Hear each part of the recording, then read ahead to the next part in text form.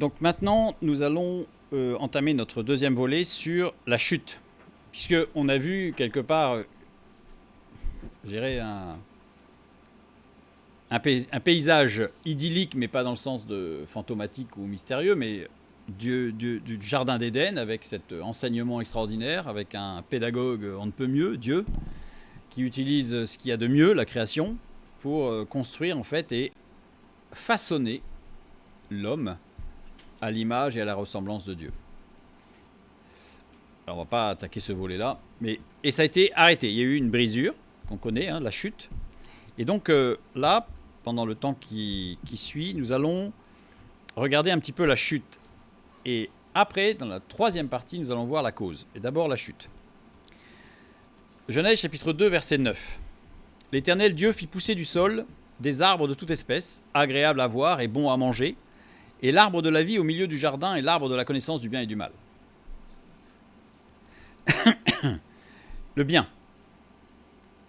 Ce qui est intéressant, c'est que la parole commence par le bien quand même. L'arbre du bien, Tov.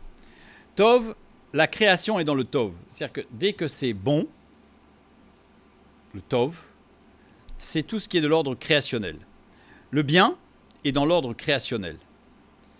Et le mal. Qu'est-ce que le mal ? Le mal en hébreu, ra. Ra, en réalité, ce n'est pas vraiment un mot. C'est une racine de 2 lettres, Reish Aïn, qui est donnée par mauvais, désagréable, désastre, désastreux. Première lettre, le Reish, qui désigne le principe, et Aïn représente la perception par les sens du monde extérieur. Donc le mauvais, le désagréable, le désastreux, c'est le principe de la perception par les sens du monde. Curieux comme définition du mal.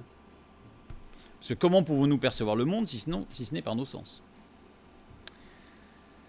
C'est le principe en réalité de la domination des sens. Rappelez-vous, créer corps, âme, esprit, avec une formation pour aller vers esprit, âme et corps.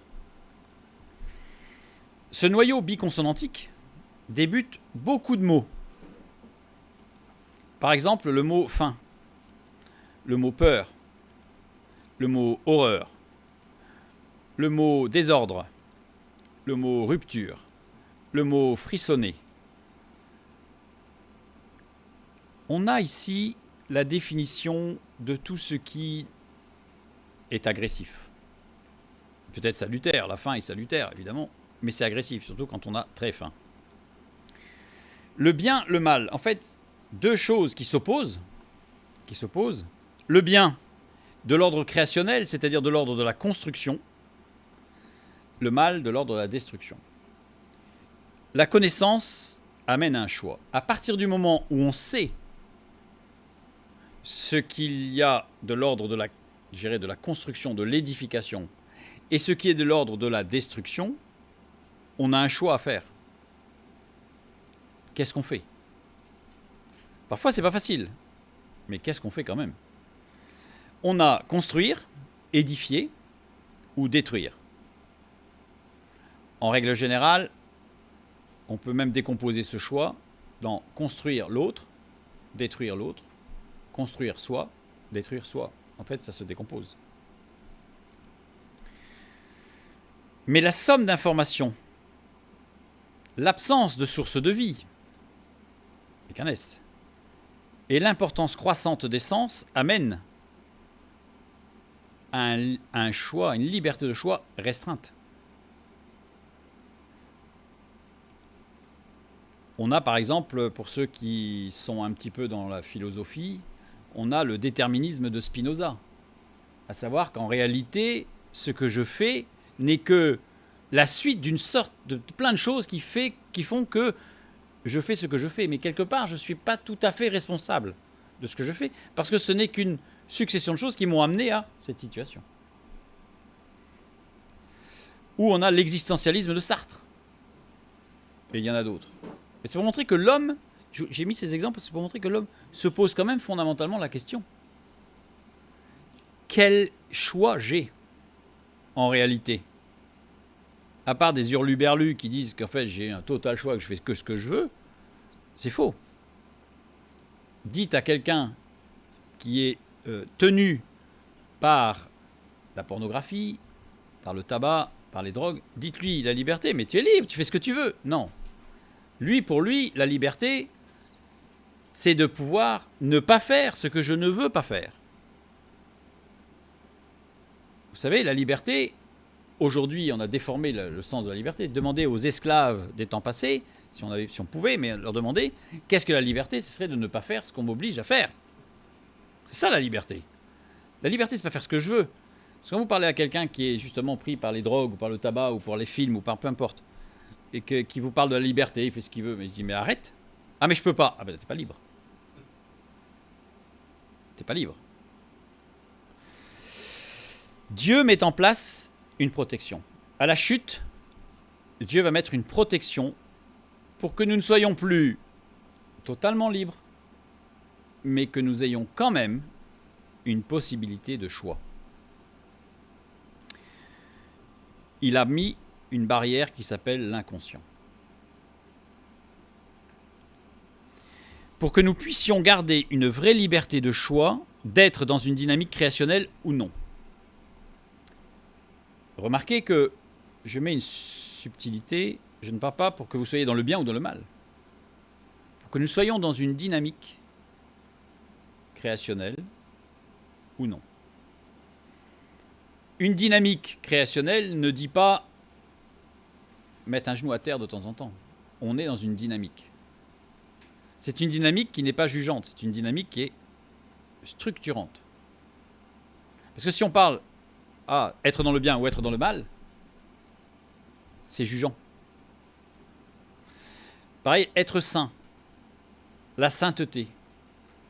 C'est terrible parce que on a l'impression que c'est un état, il est saint, mais en fait, les mots qui sont employés en hébreu et en grec pour la sainteté sont des mots qui sont des dynamiques.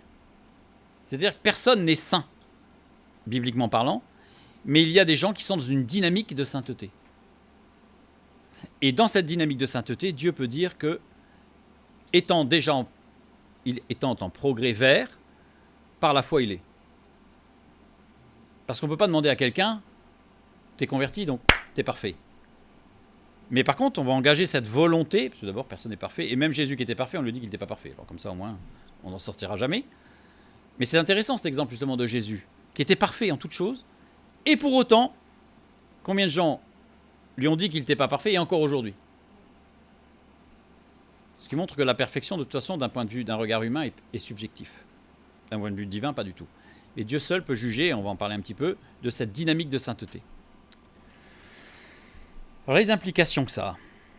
L'homme après la chute. L'homme après la chute, en fait, il est corps, âme, esprit, pas de problème. Il a l'essence, mais cette fois-ci, qui le commande.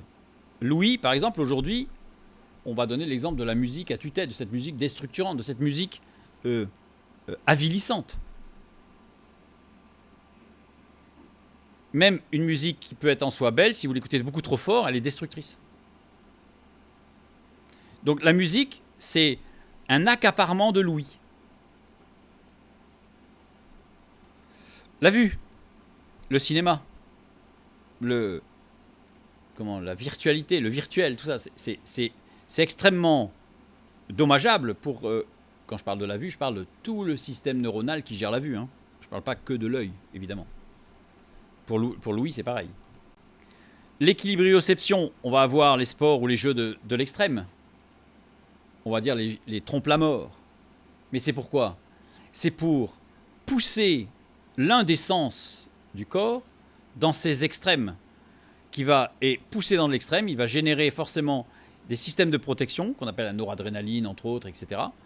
Et donc, c'est-à-dire tout un système neurotransmetteur qui va suralimenter le corps et qui va avoir des implications colossales sur le système hormonal, sur des tas de choses. J'en passe, parce qu'il y a d'autres exemples. Hein. Sur tous les 9 sens peuvent être mis, on a l'alimentation.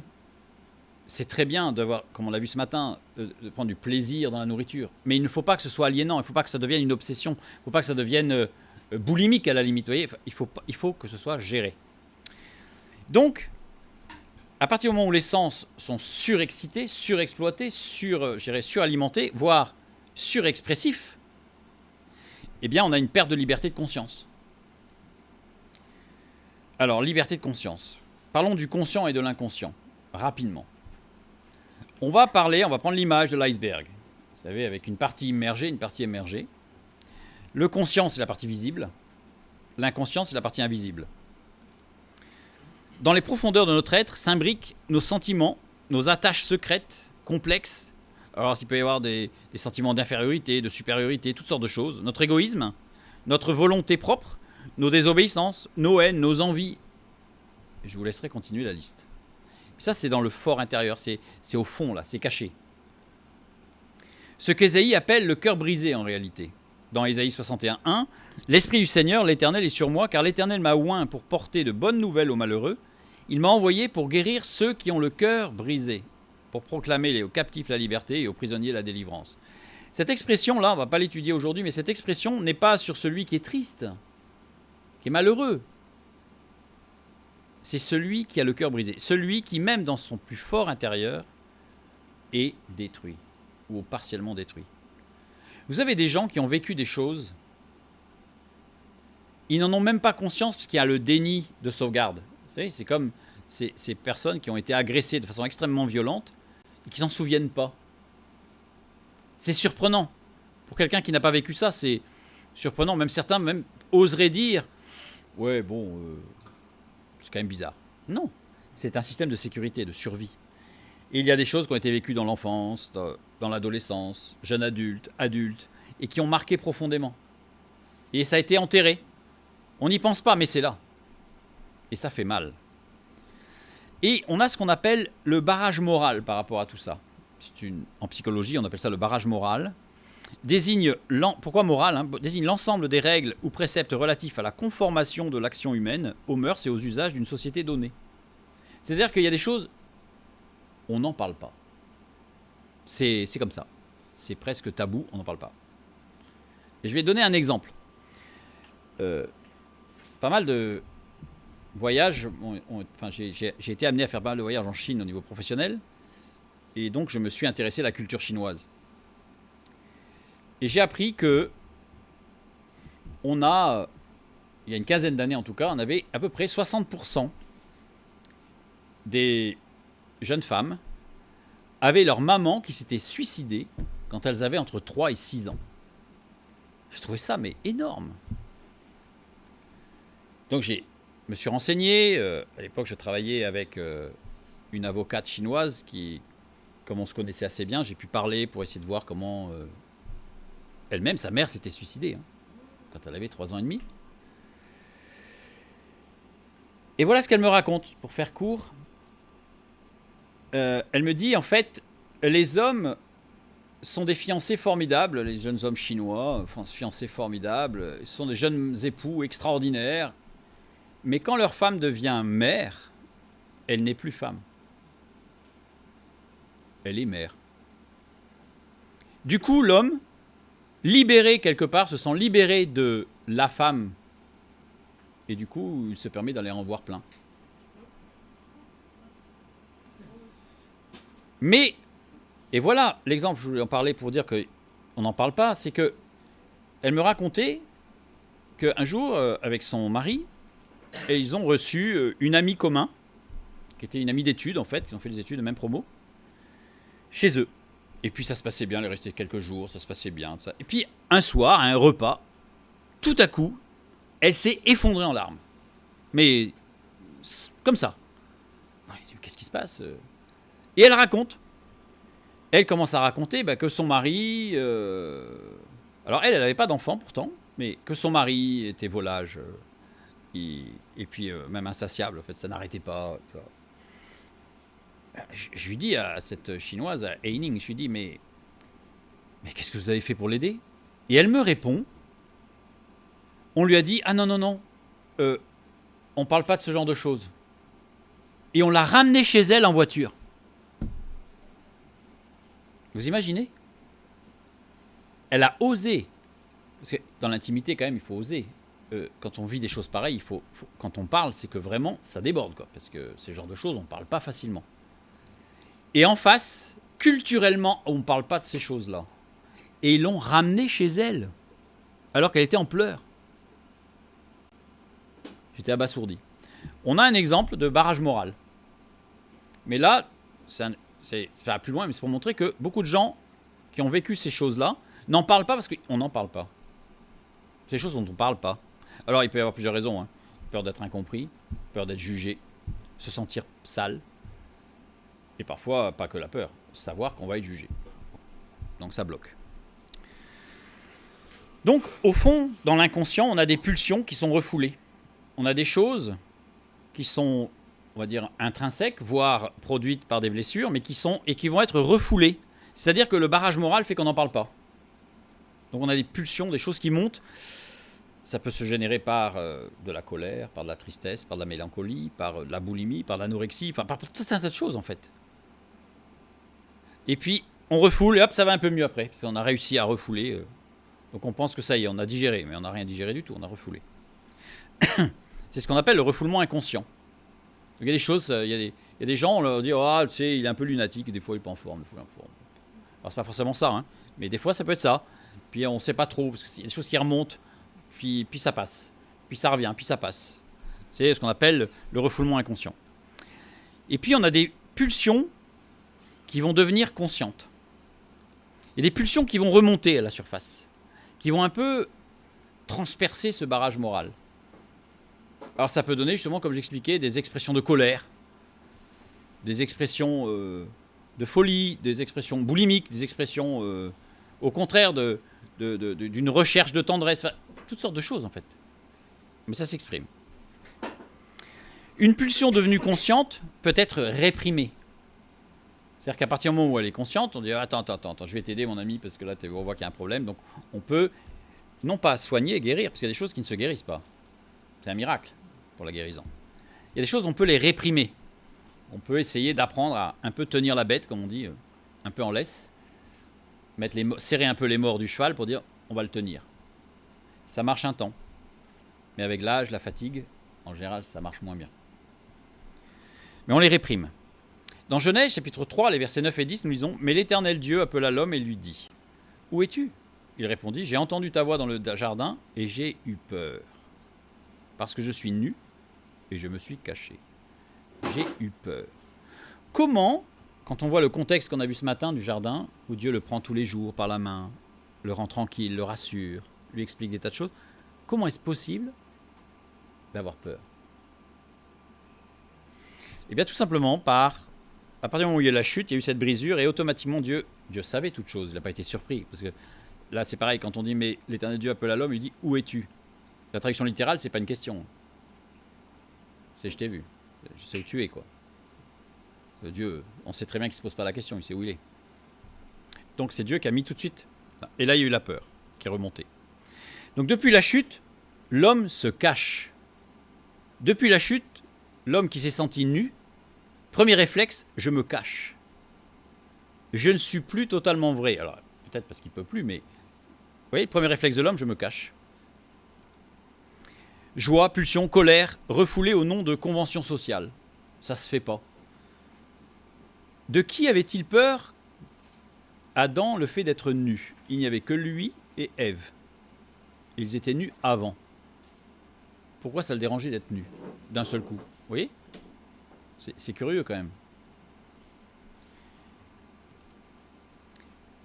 Donc ce que d'appelle, en psychanalyse, j'y adhère pas du tout, je le dis tout de suite. Mais pour ceux qui sont un peu au courant, c'est ce que Freud appelle la libido, ou l'élan vital, ou émotion profonde de Bergson, volonté profonde de Ferrière, etc. etc. Parce que justement encore, l'homme essaye de conceptualiser ces choses, mais sans Dieu. Ça ne marche pas. Ça ne marchera pas. Donc je renvoie vers aussi d'autres références. Avant la chute, toutes les pulsions étaient conscientes et pouvaient être gérées. Pas réprimées, gérées. D'où la responsabilité que Dieu a donnée à l'homme. C'est-à-dire que toutes ces pulsions, en fait, elles étaient non pas inconscientes, mais tout à fait conscientes, et on pouvait les gérer avec Dieu. En disant, tiens, j'ai ressenti ça, j'ai ressenti cette... Et Dieu pouvait expliquer et apprendre à gérer. D'après une estimation couramment utilisée, l'inconscient peut traiter environ 11 millions de bits d'informations par seconde. tandis que le conscient peut traiter seulement entre environ 40 à 50 bits d'information par seconde. Imagine la différence. Imagine la différence. Notre inconscient, même là, est en train de gérer plus de 11 millions d'informations par seconde. Nous sommes tous des bêtes de course. Mais notre conscient ne peut gérer que 40 à 50 informations par seconde. Donc ça veut dire qu'en réalité, parce que l'inconscient, il fait tout automatiquement, donc ça veut dire que notre choix, notre liberté de choix, elle est sur 50 informations par rapport à 11 millions où on n'a aucun choix. Donc quand je vous disais que notre liberté était restreinte, elle est très restreinte. Mais elle n'est pas inexistante. C'est ça qui est fondamental. Un exemple. La mémoire. On va parler de la mémoire pour montrer l'exemple de saturation que ça peut donner. On a une mémoire sensorielle, qui est une mémoire immédiate, directement liée au sens et à la perception du monde extérieur, responsable de la continuité du présent. Si je n'avais pas cette perception sensorielle de ce qui est autour, je n'aurais pas cette notion du présent continuel, des événements qui se succèdent les uns après les autres. Lorsqu'on écoute une phrase, on se rappelle du début lorsqu'on entend la fin. Et c'est vrai que c'est assez intéressant quand même, de pouvoir se rappeler du début de la phrase. Si on n'avait pas cette mémoire sensorielle, la 5e symphonie de Beethoven se traduirait par « BAM ». Vous vous rappelleriez de ça. Voilà, donc ça tombe assez bien quand même qu'on ait un peu de mémoire sensorielle. Dieu est bon avec nous. Mémoire de travail. C'est une mémoire à court terme. On est capable de suivre une conversation complète, plus qu'une phrase. Carrément une conversation. J'avoue que pour moi, c'est assez agréable que vous puissiez suivre ce que je vais dire. Fonctionne grâce à 3 composantes. La boucle phonologique, le calepin visio-spatial et ce qu'on appelle l'administrateur central. Ce sont des parties du cerveau qui vont gérer ça. Et le 3e point sur la mémoire, c'est la mémoire profonde, ce qu'on appelle la mémoire à long terme. On a la mémoire déclarative ou explicite et la mémoire non déclarative ou procédurale. La mémoire déclarative appelle conscient des informations stockées. Je me souviens que c'était le jour où tu étais habillé. Donc là, on réfléchit, on va chercher l'information, vous voyez. Ou alors c'était le lendemain de l'anniversaire. Enfin, voilà, on structure notre... Et la mémoire non déclarative ou procédurale, c'est l'appel inconscient des informations stockées. Si je vous dis pomme, si je vous dis fraise, vous n'avez pas besoin de réfléchir. Alors la fraise c'est de la famille de, donc elle est rouge. Non, vous voyez, c'est automatique. Ou faire lacets par exemple. Faire ses lacets, heureusement qu'à chaque fois on se dit pas, alors attendez, il faut que je prenne de la main droite le lacet droit. Non, ça le fait tout seul. Vous avez tous connu l'événement désagréable d'avoir un mot sur le bout de la langue. Je l'ai là, mais il ne vient pas. On veut exprimer une idée. L'inconscient surcharge. C'est-à-dire qu'à un moment donné, pour une raison ou pour une autre, je ne vais pas rentrer dans le détail, en fait, au niveau de la boucle phonologique ou de l'administrateur central ou du calepin visio-spatial, on a une sorte de zap, là, et ce qui fait qu'on a eu plus d'informations que ce qu'il fallait. On a dépassé les 50 informations par seconde. Donc là, ça y est, on sature. La boucle phonologique, par exemple, ou le calepin visio-spatial, la conscience ne peut pas repérer le mot cherché parmi tous les mots qui arrivent. C'est-à-dire qu'en fait, il y a une sorte d'ouverture un peu trop grande de la porte, là. Il y a un paquet de mots qui nous sont arrivés, et il y en a trop, notre cerveau, il ne peut pas. Donc, on sait qu'il est dedans, mais on ne sait pas lequel c'est. On sature. Si notre partie consciente devait traiter les 11 millions de bits d'informations par seconde, nous n'aurions plus aucune latitude de choix ou de responsabilité. Parce que alors déjà, à 51, déjà, on sature. 51 informations, alors à 11 millions, je ne vous raconte pas. Et on aurait été perdu. Et d'ailleurs, on serait mort. Adam et Ève seraient morts. Parce qu'au départ, c'était l'esprit qui gérait. Et l'esprit, lui, il a une capacité infinie. Mais là, après la chute, les sens ayant été exacerbés, ce sont les sens qui ont complètement un tsunami sensoriel au niveau de l'âme, et donc du coup, noyé complètement. Genèse chapitre 3, les versets 22-24. L'Éternel Dieu dit, « Voici, l'homme est devenu comme l'un de nous pour la connaissance du bien et du mal. Empêchons-le maintenant d'avancer sa main, de prendre de l'arbre de vie, d'en manger et de vivre éternellement. Et l'Éternel Dieu le chassa du jardin d'Éden pour qu'il cultivât la terre, d'où il avait été pris. C'est ainsi qu'il chassa Adam, et il mit à l'orient du jardin d'Éden les chérubins qui agitent une épée flamboyante pour garder le chemin de l'arbre de vie.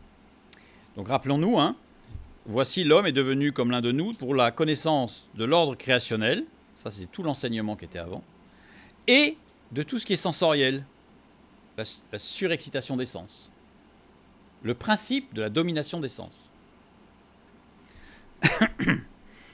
Il a été mis à l'orient du jardin d'Éden. Ce qui est intéressant, c'est de voir qu'en hébreu, on a deux écritures possibles pour l'orient. On a Kedem ou Kedma. Kedma, alors dans les deux cas, on traduit par orient ou est, ou devant, en face d'eux. Si je prends Kedem, construit avec le Kof initial, qui représente une hache, donc l'élément de césure, de coupure, puis les deux lettres, Dalet, Meim, tout ce qui se fond, qui n'est plus distinguable, ce qui cesse d'être différent, ce qui renonce à la séité, donc c'est-à-dire à l'état d'être, qui s'identifie comme le tout. C'est celui-là qui est utilisé. Ce n'est pas le terme qui signifie exclusivement Orient. Il a été mis à l'Orient du jardin. C'est-à-dire que ce terme montre qu'il y a une rupture de l'unité esprit, âme, corps de l'homme. Il y a une rupture de l'unité. L'homme a été fait un, mais il y a une rupture. Il n'est plus un, en hébreu, echad. Il n'est plus un. Il est divisé en lui-même, puisqu'il y a des parties qui vont s'opposer. Est devenu haya, comme tout à l'heure, le verbe être, l'état d'être.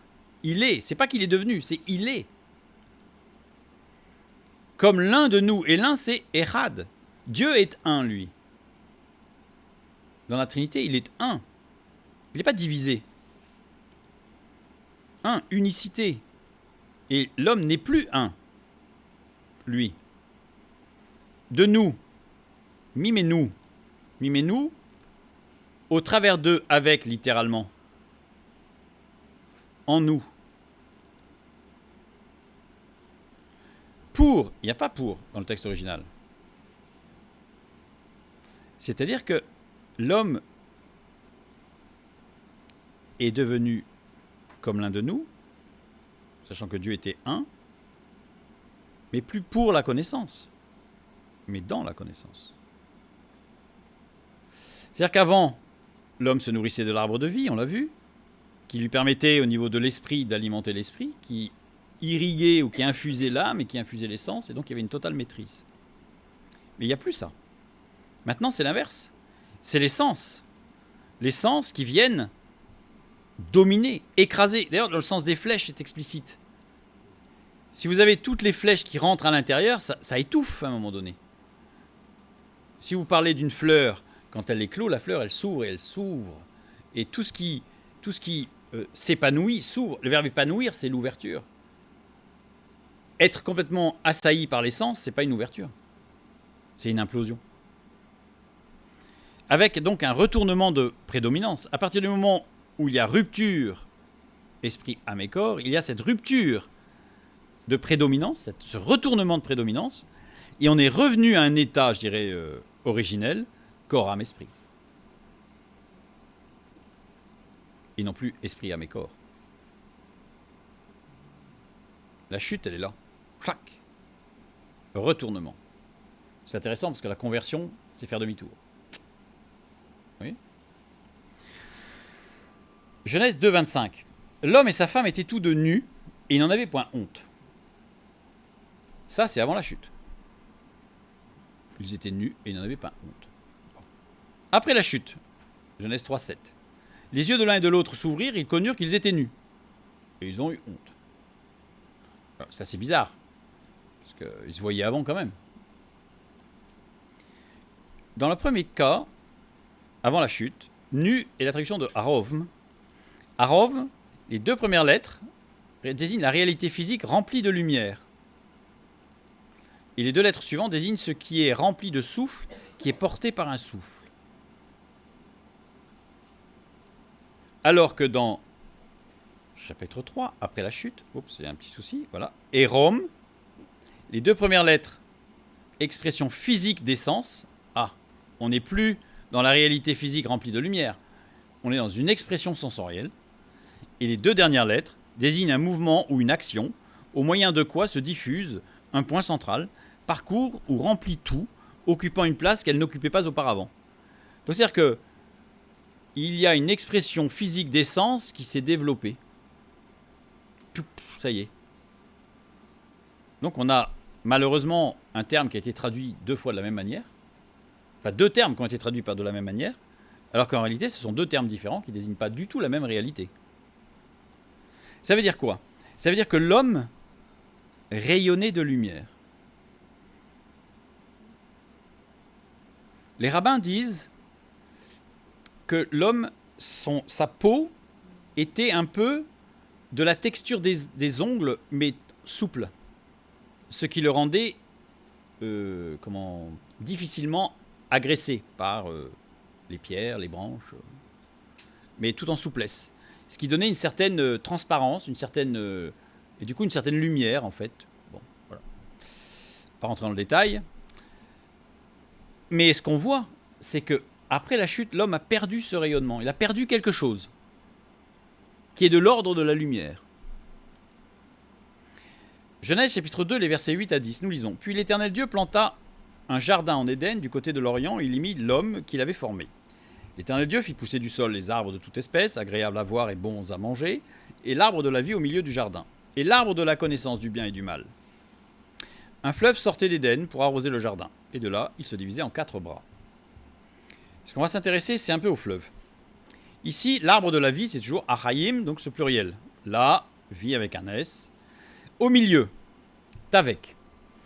Tavek, qui veut dire dans, à l'intérieur, on l'a vu ce matin, entremêlé, entrelacé, faisant partie d'eux. Et le mot fleuve, Nahar. Nahar, eau vive.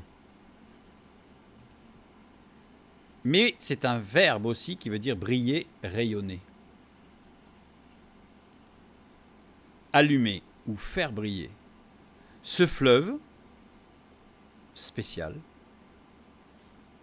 brillait et faisait briller.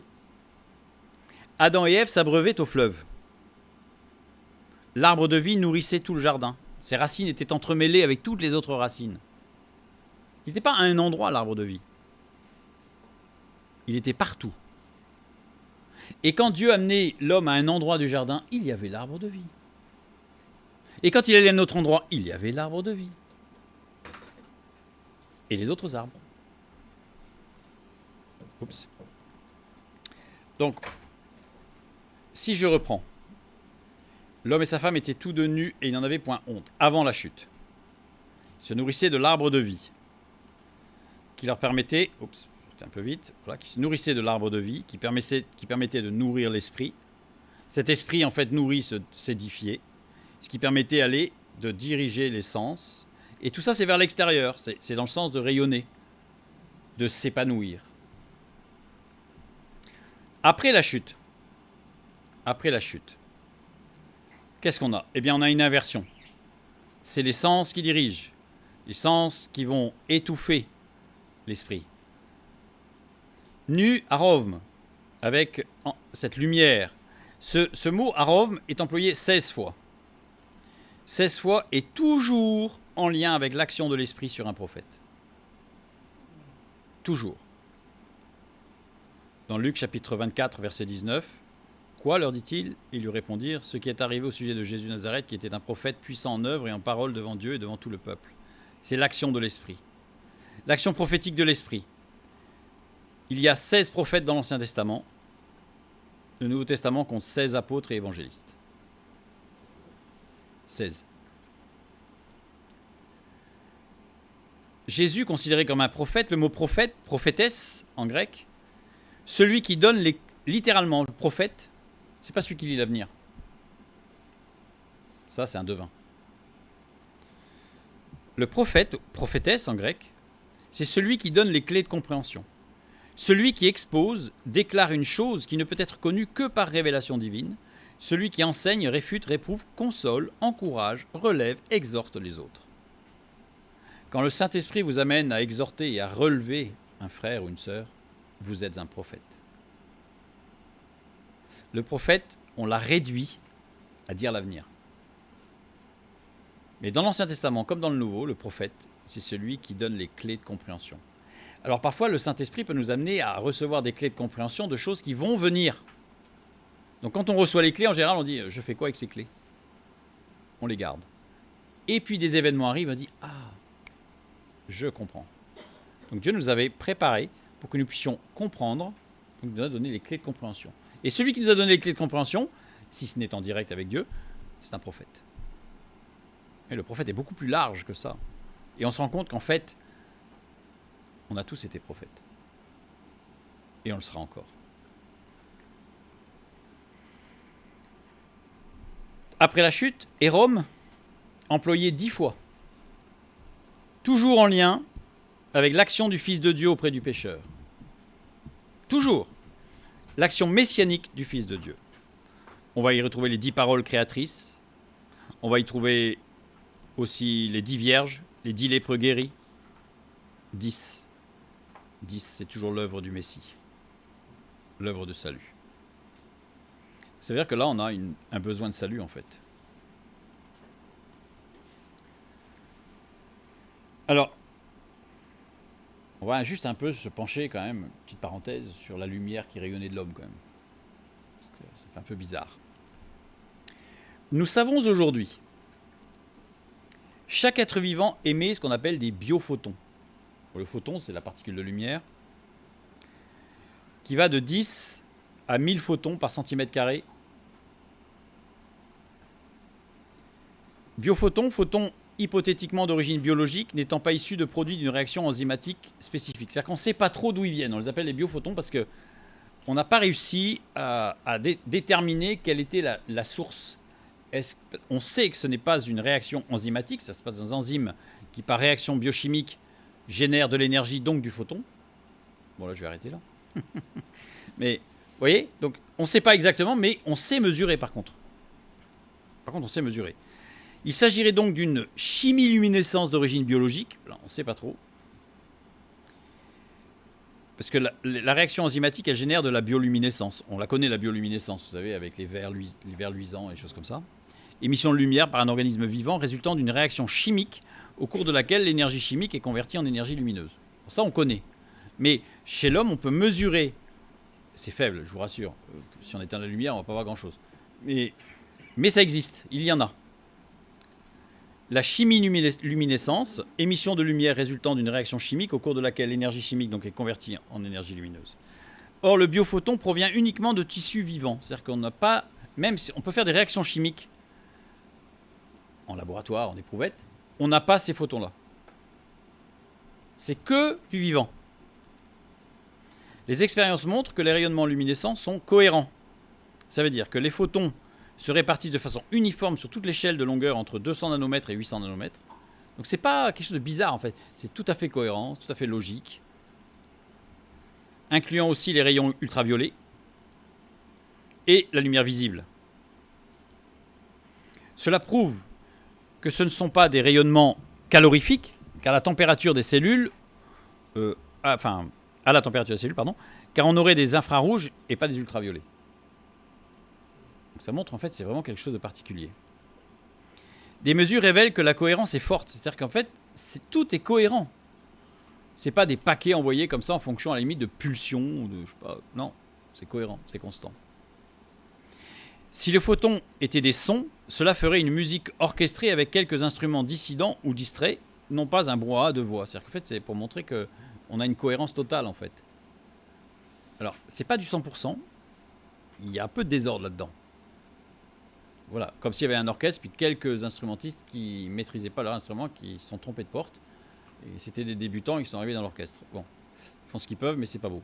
Ça ne gère pas. Lorsque l'épaisseur du tissu biologique augmente, la cohérence augmente. Donc plus le tissu est épais, vivant, plus c'est cohérent. Alors on va parler un tout petit peu des expériences de Khaznachiv, ou Khaznachev, selon comment vous prononcez, dans le noir. Cellules provenant du même tissu biologique placées dans un tube scellé où on les baigne dans une solution nutritive. C'est-à-dire que c'est une cellule vivante et on les entretient par de l'alimentation. Les mêmes. Entre les deux, on place une fenêtre optique en quartz. Quartz laisse passer les ultraviolets, c'est ça l'intérêt. Injection d'un virus ou d'un empoisonnement dans l'une des éprouvettes. Les cellules du tube A sont atteintes. Les cellules du tube B deviennent malades à leur tour. Alors qu'elles n'ont pas été contaminées, que le tube a été scellé. Donc pour montrer qu'il se passe quelque chose. Aujourd'hui, on ne sait pas le mesurer, on ne sait pas maîtriser ce qui se passe. Mais il se passe quelque chose au niveau de la lumière. Et en particulier les ultraviolets. Durée du contact supérieure à 4 ou 5 heures, si possible 48 heures. C'est-à-dire si c'est quelques secondes, ça ne marche pas. L'effet se manifeste au bout de 18 heures environ dans 70% des cas. C'est pas du 100%, mais voilà, ça a été, ce sont les expériences de Khaznatchev.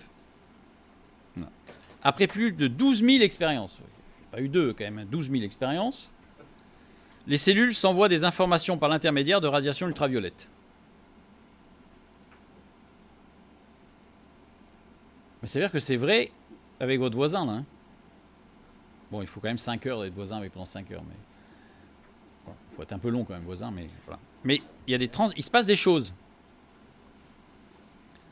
Radiation ultraviolette, donc entre 220 nanomètres et 360 nanomètres.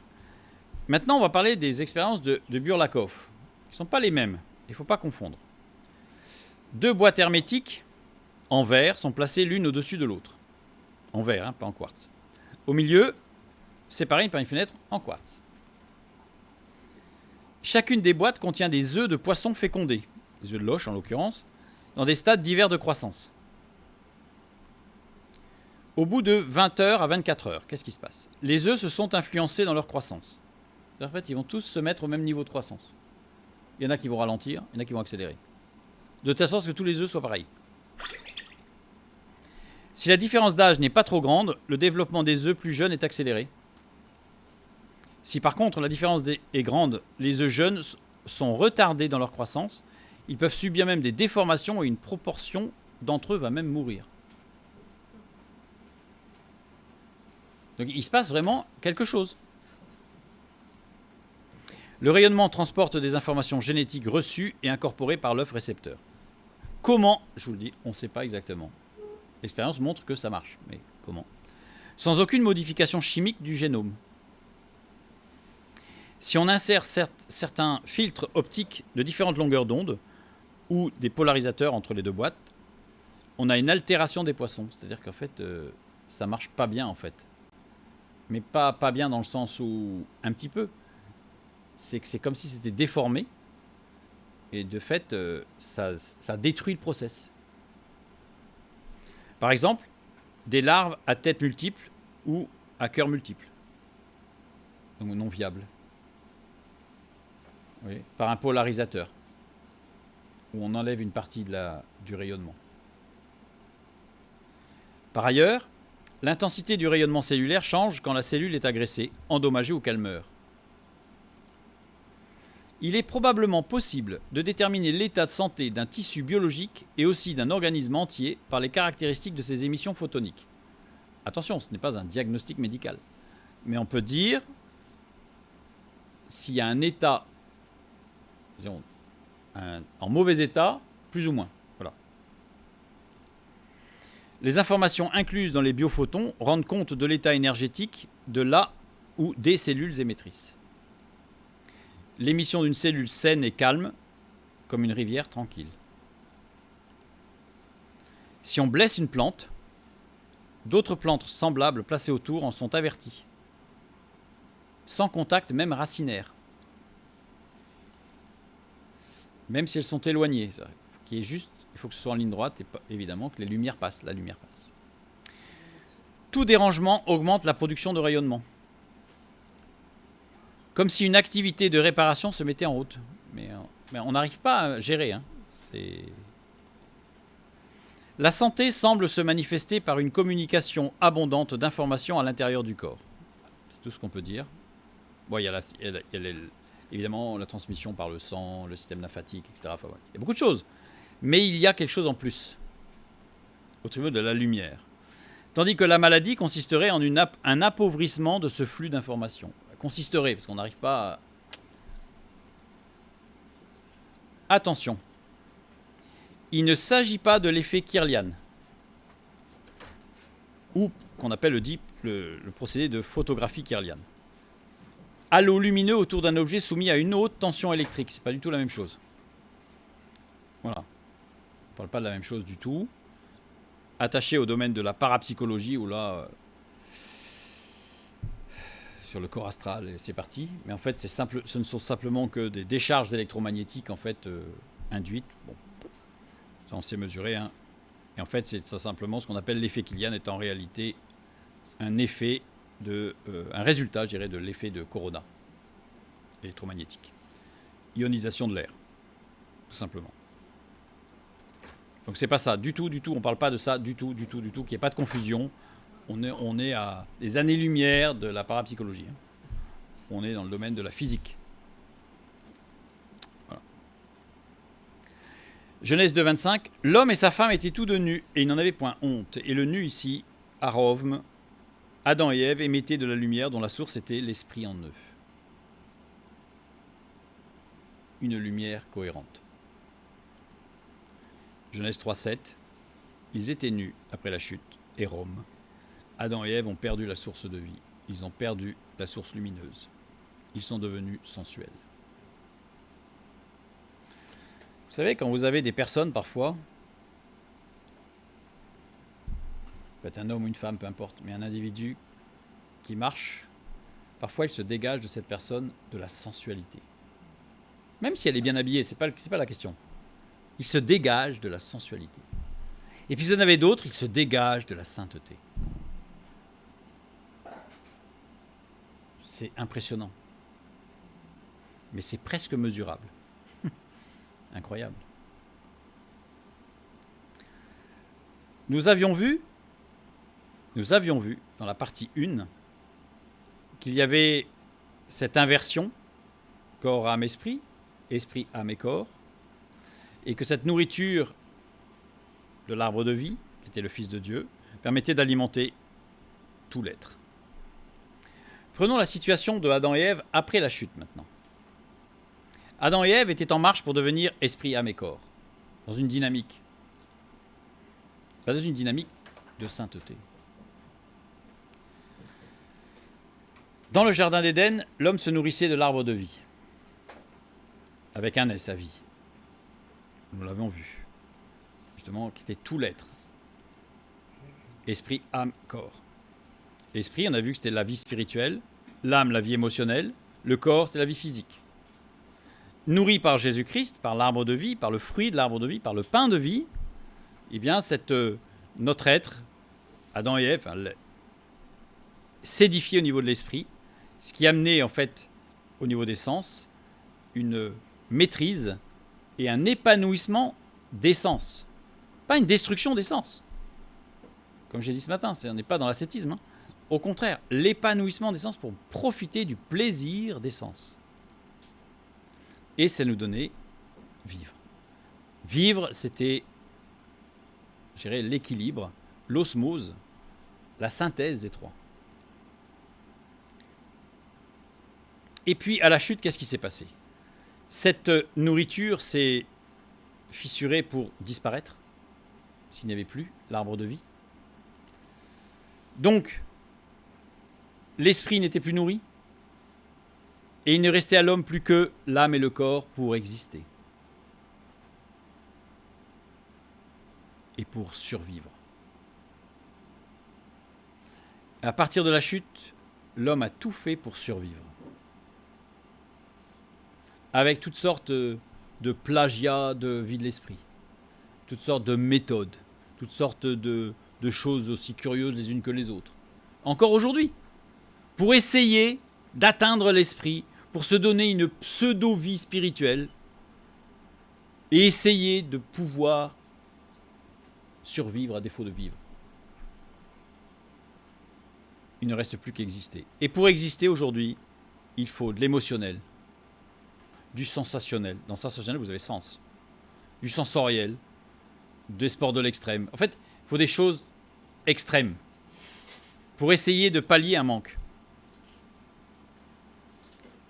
Et du fait, inversement des choses, retournement de la situation, avec une croissance des sens et une diminution de la vie de l'esprit avec un petit e.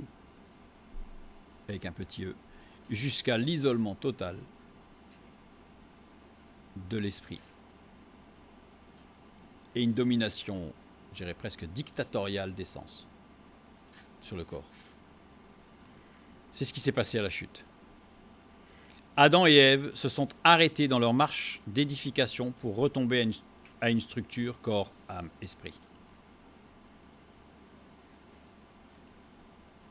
Et non plus esprit, âme et corps. Voilà le résultat de la chute. Évidemment, il y a beaucoup d'autres choses, mais on est dans la dynamique de la marche par l'esprit, donc on s'intéresse, on se cantonne à cette problématique de la vie de l'esprit. Et là, on commence à comprendre qu'est-ce que va être la vie de l'esprit. Enfin, on commence à percevoir qu'il y a un jeu de retournement permanent, là, corps, âme, esprit dans la création, dynamique de sanctification, esprit, âme et corps, rupture de cette dynamique pour revenir à corps, âme, esprit. Et la vie de l'esprit, c'est quoi? On l'a deviné. C'est revenir à une dynamique esprit, âme et corps. Une dynamique, je dis bien. Parce que le fonctionnement, je dirais, total, esprit, âme et corps, on n'y arrivera jamais. Je dis jamais, parce que même pour l'éternité, nous n'aurons plus de corps. Donc, voilà. Mais le corps est un support donné par Dieu pour nous amener, pour construire cette dynamique de sanctification.